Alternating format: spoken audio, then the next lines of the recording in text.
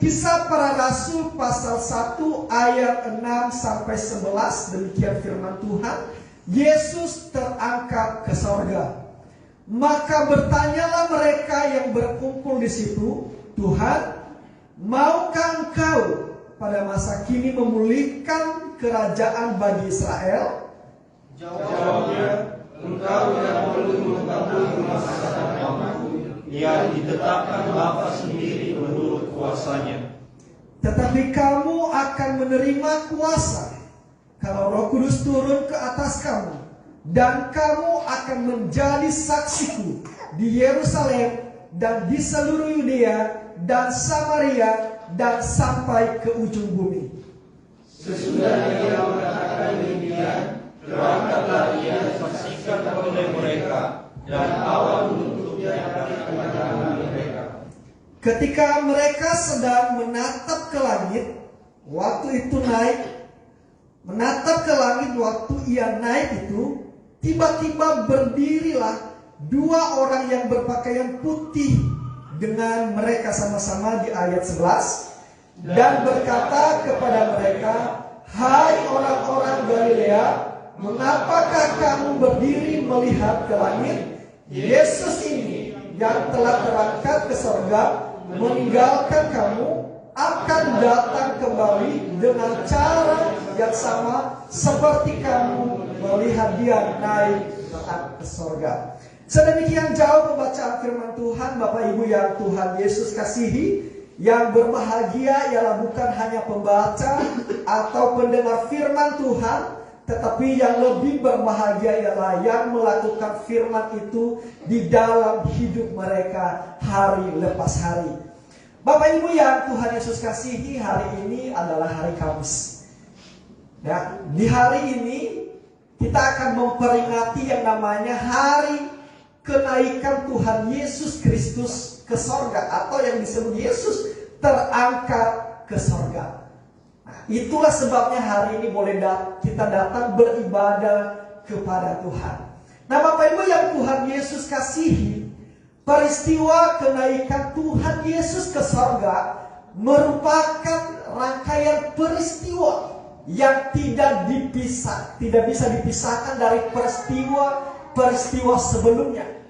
Bapak, peristiwa apa itu? Peristiwa kelahiran, kematian, dan kebangkitannya. Ini peristiwa yang sangat keterkaitan.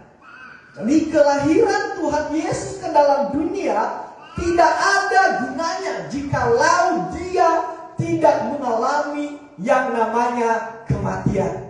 Demikian halnya juga dengan kematiannya.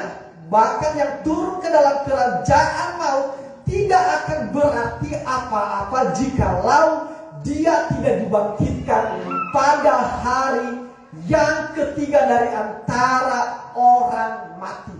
Bahkan sekarang kita memperingati yang namanya kenaikan Tuhan Yesus ke surga. Tidak ada faedahnya juga kebangkitan kalau dia tidak terangkat ke surga.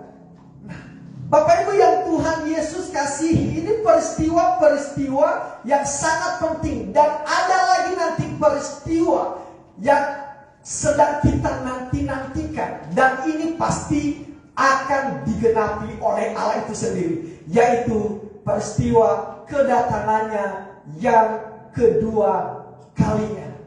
Ini peristiwa yang akan kita nantikan, dan ini pasti akan digenapi. Jadi Bapak Ibu yang Tuhan Yesus kasihi, kenaikan Tuhan Yesus ke sorga dikatakan menjadi puncak pelayanannya selama dia di bumi. Jadi ini akhir pelayanannya selama dia di bumi. Nah, Bapak Ibu yang Tuhan Yesus kasihi, berbicara mengenai kenaikan Tuhan Yesus di sorga, Alkitab mencatat sesudah Yesus bangkit dari antara orang mati, dicatat di sana selama 40 hari dikatakan Yesus menampakkan diri kepada murid-muridnya, bahkan kepada beberapa banyak orang secara berulang kali. Nah, yang menjadi pertanyaan bagi kita Bapak Ibu yang Tuhan Yesus kasihi, mengapa Yesus menampakkan diri kepada beberapa murid-muridnya dan kepada orang lain. Kita melihat kalau kita baca di dalam Alkitab, Yesus sebelum ia terangkat, selama 40 hari kemudian, di situ ia menampakkan diri. Itu dicatat di Alkitab. Yesus pertama sekali dia menampakkan diri kepada Maria Magdalena. Bahkan dikatakan Yesus menampakkan diri kepada 2 muridnya yang menuju perjalanan ke Emmaus. Bahkan dikatakan ia juga menampakkan diri kepada murid-muridnya, di mana Yesus mengadakan perjamuan terakhir kepada murid-muridnya. Bahkan yang terakhir dikatakan Yesus menampakkan diri juga kepada murid-muridnya di pantai Danau Tiberias. Nah, Bapak Ibu yang Tuhan Yesus kasih, yang menjadi pertanyaan, mengapa dia menampakkan diri berulang-ulang selama 40 hari? Kenapa pas setelah dia bangkit dari antara orang mati, kenapa dia tidak langsung naik ke surga? Ini pertanyaan bagi kita. Bisa saja kan dia langsung setelah bangkit langsung naik ke surga. Tapi kenapa dia harus menunggu waktu 40 hari setelah dia bangkit baru dia terangkat ke surga? Nah, Bapak Ibu yang Tuhan Yesus kasih, kenapa Yesus menampakkan diri beberapa kali kepada murid-muridnya sebelum dia terangkat ke surga? Dikatakan itu untuk memulihkan iman para murid-murid yang telah goncang. Kita tahu ketika Yesus mati, Bapak Ibu, murid-murid kebingungan, murid-murid tidak tahu arah kehidupannya mau kemana. Bahkan ada yang kembali kepada kehidupan lamanya. Mereka ketakutan. Inilah sebabnya Yesus harus menampakkan diri kepada mereka. Supaya apa? Supaya mereka punya kekuatan kembali. Supaya mereka, roh mereka dibangkitkan kembali. Supaya semangat mereka di dalam melayani Tuhan dibangkitkan kembali. Maka dikatakan menjelang Yesus naik ke surga, Tuhan Yesus juga menampakkan, berpesan kepada para murid. Kalau kita lihat di ayat keempat di sana, ia berpesan kepada para murid supaya mereka jangan meninggalkan Yerusalem. Kenapa? Dia berpesan jangan meninggalkan, karena sebelumnya Yesus telah berjanji bahwa ia akan memberikan Roh Kudus itu. Dan hingga janjinya itu digenapi pada akhirnya ketika dia terangkat, lalu dia memberikan Roh Kudus itu. Nah, itulah sebabnya Yesus menyuruh murid-muridnya tetap jangan meninggalkan Yerusalem, karena Yesus telah berjanji mereka akan diberikan kekuatan melalui Roh Kudus. Dan janji itu, Bapak Ibu yang Tuhan Yesus kasih, telah digenapi ketika hari Pentakosta. Dan pada akhirnya murid-murid mulai semangat di dalam melayani Tuhan. Nah, terus Yesus juga, kalau kita lihat, dia juga memberi pesan kepada mereka supaya mereka juga memberitakan Injil atau kabar baik yang telah mereka lihat itu sendiri. Bapak Ibu yang Tuhan Yesus kasihi, ada beberapa hal yang harus kita pelajari mengenai kenaikan Tuhan Yesus di sorga. Yang pertama dapat kita lihat di ayat ke-8 di sini dikatakan, tetapi kamu akan menerima kuasa kalau Roh Kudus turun ke atas kamu, dan kamu akan menjadi saksiku di Yerusalem dan di seluruh Yudea dan Samaria dan sampai ke ujung bumi. Apa yang kita pelajari mengenai kenaikan Tuhan Yesus, Bapak Ibu? Yang pertama, Yesus naik ke surga supaya Roh Kudus turun. Yesus naik ke surga supaya Roh Kudus turun. Yesus sudah berjanji kalau ia tidak naik ke surga, maka Roh Kudus itu tidak akan diberikan.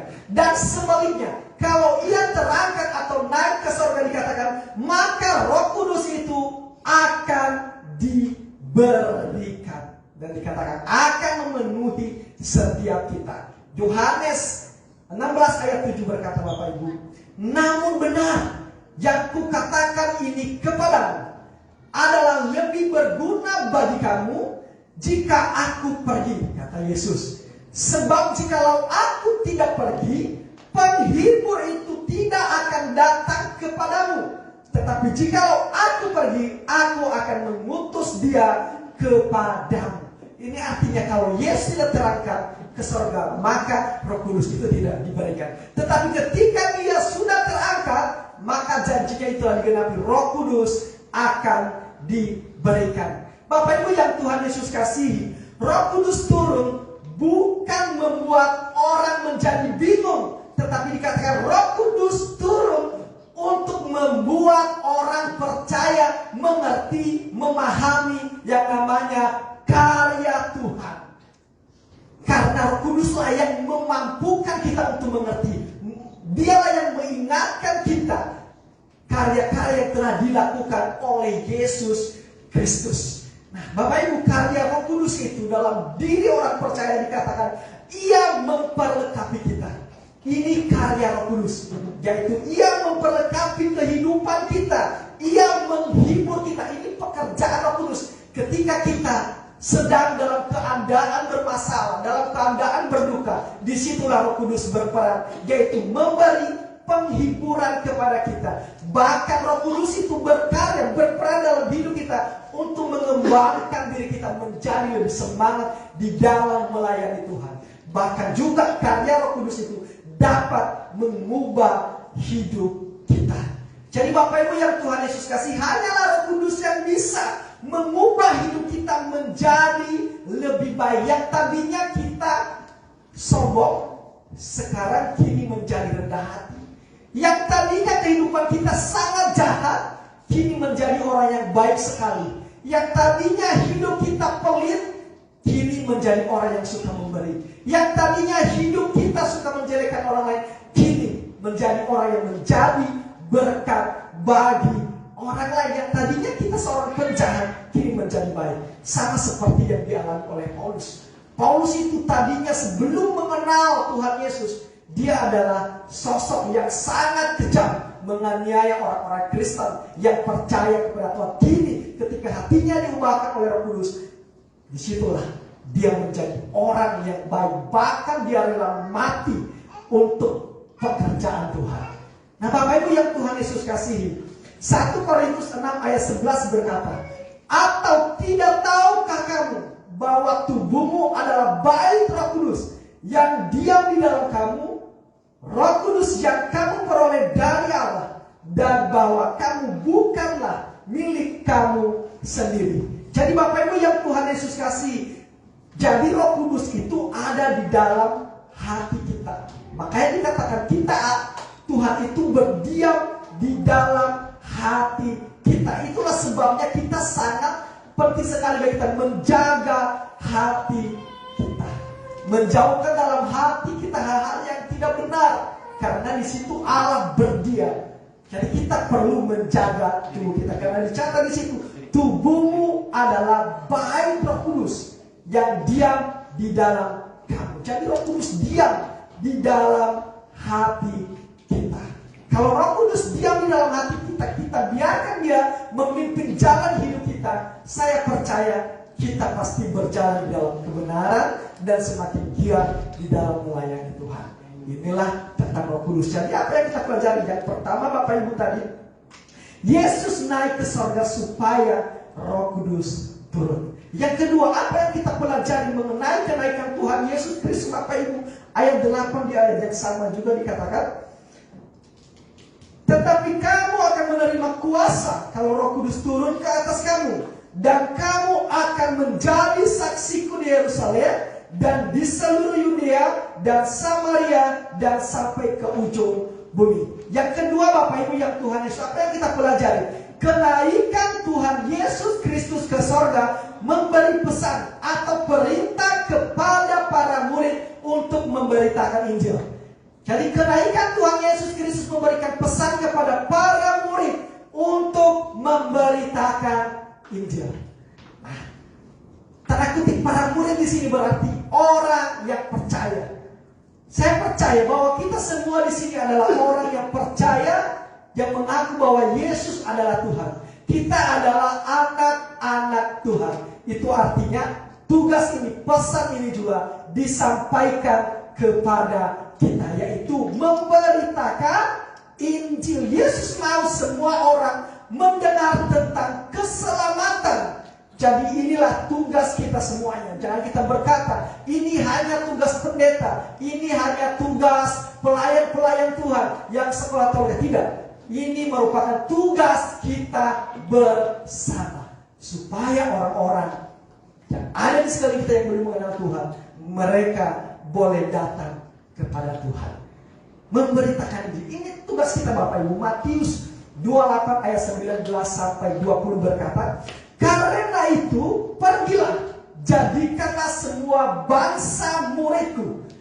Kata Tuhan kepada siapa? Kepada murid-muridnya, kepada yang percaya tadi, yaitu karena itu pergilah, melangkahlah, bertindaklah, segeralah, kata Tuhan kepada kita.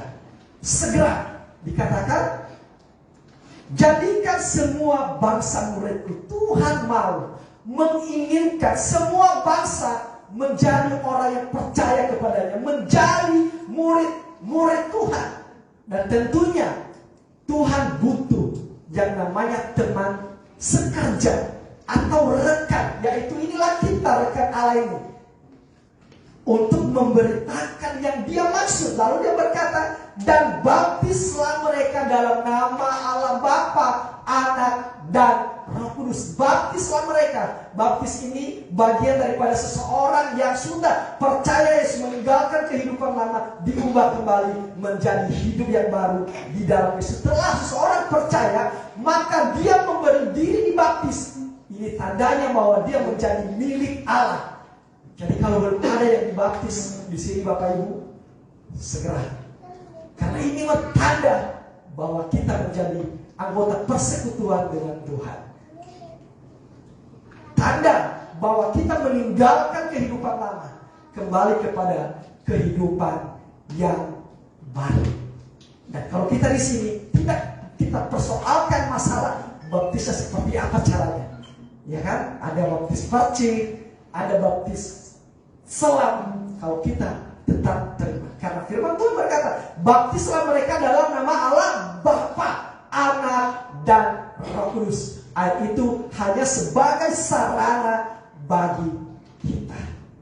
Dan terus berikutnya dikatakan, ajarlah mereka melakukan sesuatu hal yang telah kuperintahkan kepadamu. Setelah mereka percaya, baptis, lalu ajar. Kasih tahu mereka, jangan biarkan setelah mereka sudah dibaptis kita biarkan begitu saja. Maka pada akhirnya mereka boleh balik kepada kebiasaan lama mereka. Itulah makanya dibutuhkan yang namanya perlu bimbingan. Jadi Tuhan kata, ajarlah mereka melakukan sesuatu yang kuperintahkan kepadamu. Dan ketahuilah, aku menyertai kamu senantiasa sampai pada akhir zaman. Ini janji Tuhan. Penyertaan Tuhan bagi anak-anaknya yang mengambil bagian dalam pekerjaan Tuhan, yang menjalankan misi Tuhan, yaitu dikatakan Tuhan menyertai kita. Jadi Bapak Ibu yang Tuhan Yesus kasih, kenaikan Tuhan Yesus ke sorga memberi pesan kepada kita, yaitu untuk memberitakan Injil. Jadi mulai saat ini Bapak Ibu, mari kita ambil bagian, kita beritakan Injil. Kabarkan kabar baik kepada orang lain. Ajak orang lain datang kepada Tuhan. Karena ini tugas kita bersama. Bukan untuk tugas satu orang saja, tapi tugas orang yang percaya. Jadi itu yang kedua Bapak Ibu. Dan yang ketiga, apa yang kita pelajari?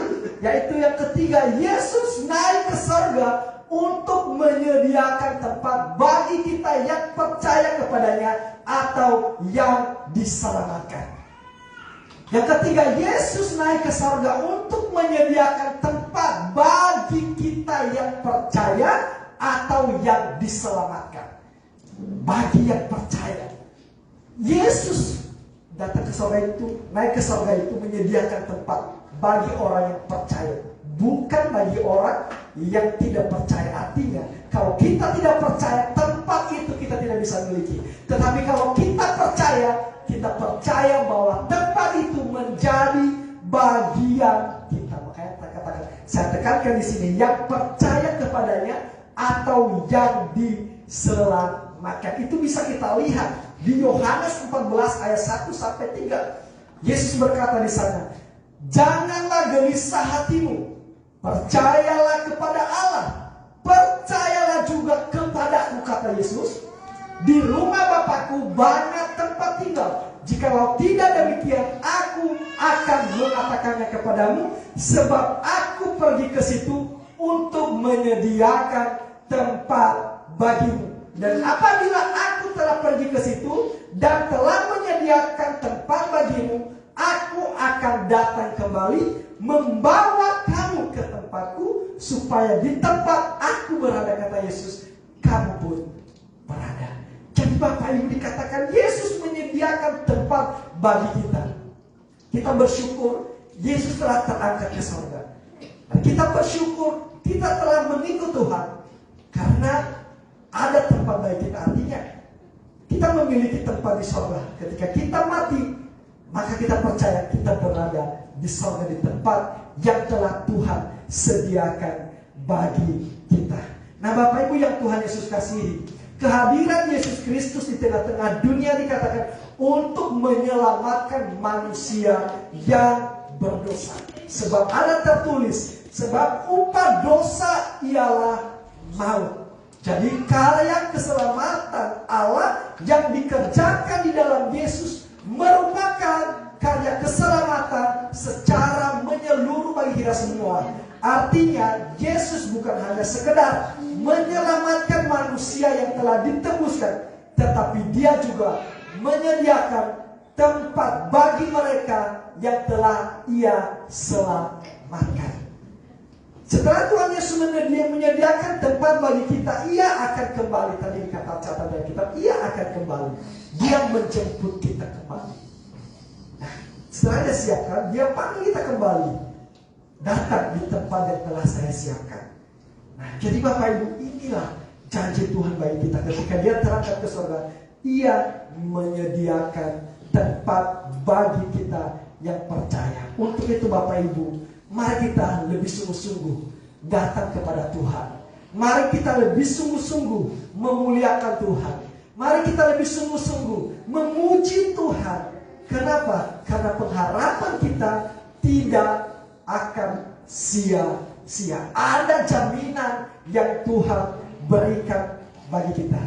Dia yang telah datang dari surga, maka dikatakan Dia juga kembali ke surga. Karena Bang Yesus berasal dari surga, maka dari itu Dia harus terangkat ke surga. Firman Tuhan berkata di Yohanes 3 ayat 13 berkata, "Tidak ada seorang pun yang telah naik ke surga, melainkan daripada Dia yang telah turun dari surga, yaitu Anak Manusia."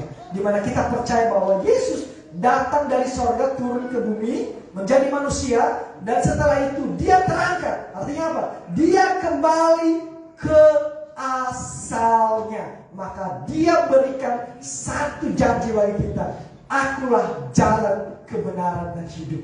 Tidak ada seorang pun yang datang kepada Bapa kalau tidak melalui Aku."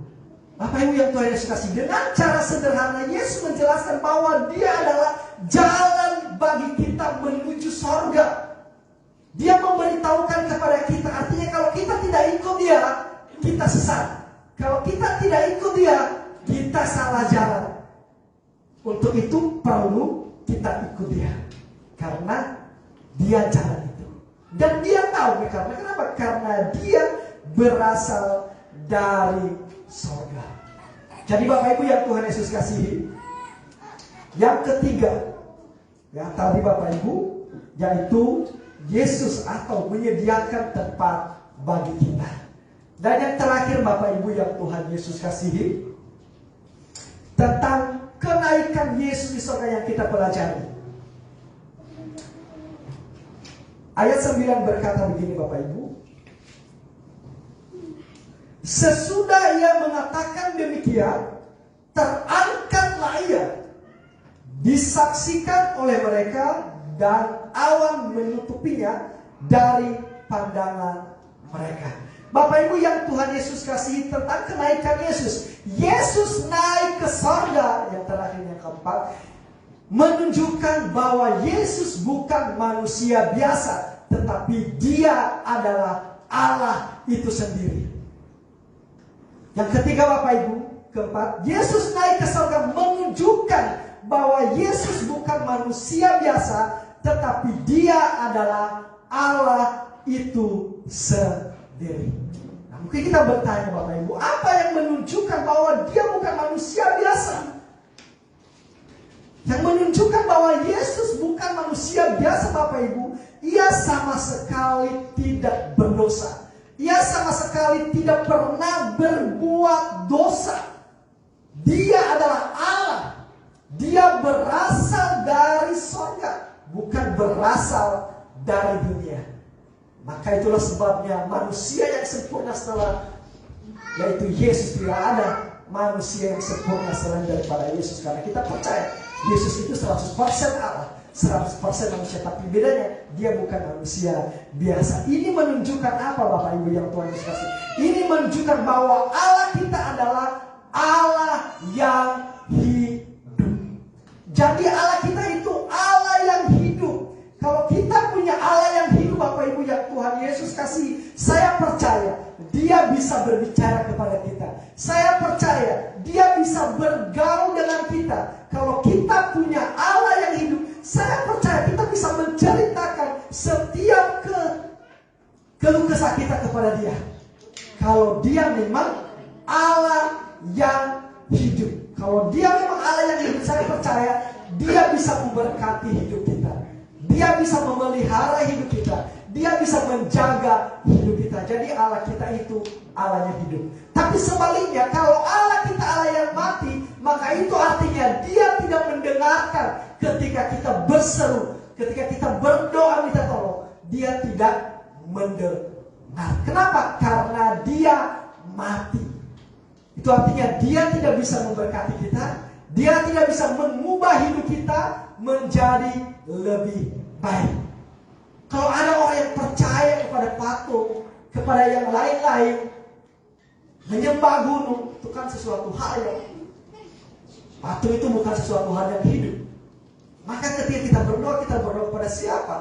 Tidak mungkin Dia bisa mendengar keluh kesah kita.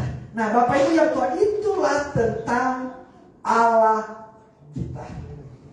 Dia adalah Allah yang hidup bagi kita. Bahkan dikatakan Dia itu 100% manusia, 100% Allah. Bukti, kenapa dikatakan Dia 100% manusia, 100% Allah? Ketika Dia berada di dunia, Dia merasa lapar, Dia merasa letih. Tapi bila dengan manusia, Dia tidak mengalami sakit. Kalau manusia mengalami yang namanya sakit, itulah makanya dikatakan 100% manusia, 100% Allah. Dia tidak mengalami sakit. Dia mati, tetapi dikatakan bangkit dari kematian. Manusia bisa jatuh dalam dosa, tapi dia tidak pernah berdosa. Nah, ini bedanya nih. Manusia berdoa meminta ampun atas dosanya, tapi dia tidak pernah berdoa meminta ampun kepada Tuhan. Dia tidak pernah minta ampun karena dalam kesalahan. Tidak. Beda dengan manusia. Kalau manusia kan melakukan kesalahan, maka mereka minta ampun, memohon pengampunan. Dia tidak memohon pengampunan untuk dirinya sendiri. Itu artinya Dia sempurna. Jadi Bapak Ibu yang Tuhan Yesus kasih, Allah kita itu adalah Allah yang hidup. Ya, kalau kita punya Allah yang hidup, artinya Dia pernah datang ke dalam dunia, maka kita harus bersyukur sekali. Itu artinya apa Bapak Ibu? Artinya Dia mengerti keadaan kita. Kenapa? Karena Dia pernah datang langsung ke dalam dunia. Dia mengerti apa yang kita rasakan. Dia mengerti apa yang kita butuhkan. Kenapa? Dia pernah datang ke dalam dunia. Jadi ini yang perlu kita syukuri. Kalau Dia pernah datang ke dalam dunia, Dia mengerti keadaan kita. Dan saya percaya bahwa Dia mengerti apa yang kita butuhkan. Dia mengerti apa yang kita perlukan. Untuk itu Bapak Ibu, hari ini kita bersyukur di mana kita memperingati yang namanya kenaikan Yesus Kristus terangkat ke surga. Ada 4 hal tadi yang kita pelajari Bapak Ibu. Yang pertama tadi, Yesus naik ke surga supaya Roh Kudus turun. Yang kedua, Yesus naik ke surga untuk memberi perintah atau pesan kepada orang yang percaya, bahwa orang percaya harus beritakan itu Injil. Dan yang ketiga Bapak Ibu, Yesus naik ke surga untuk menyediakan tempat bagi kita orang yang percaya. Dan yang keempat terakhir, Yesus naik ke surga, yaitu menunjukkan bahwa Yesus bukan manusia biasa, tetapi dia adalah Allah yang sempurna. Jadi Bapak Ibu, mari kita percayakan hidup kita kepada Allah yang hidup, karena dialah yang mengerti keadaan kita. Mari kita berserah kepadanya, berseru kepada dia hidup, dia bisa mendengar. Dan saya percaya dia menjawab setiap pergumulan kita. Demikian firman Tuhan Bapak Ibu yang Tuhan Yesus kasihi. Kiranya firman Tuhan ini boleh bermanfaat bagi kita, boleh kita terapkan dalam hidup kita. Kita punya pengharapan Yesus telah menyediakan tempat kita ada di surga. Untuk itu walaupun sekarang kita hidup dalam kontrakan, udah santai aja, tempat kita sudah disediakan di surga, hanya sementara di bumi Bapak Ibu. Umur manusia 70-80 udah selesai. Setelah itu bersama dengan Bapa di surga. Demikian firman Tuhan Bapak Ibu. Kita persatukan hati, kita berdoa.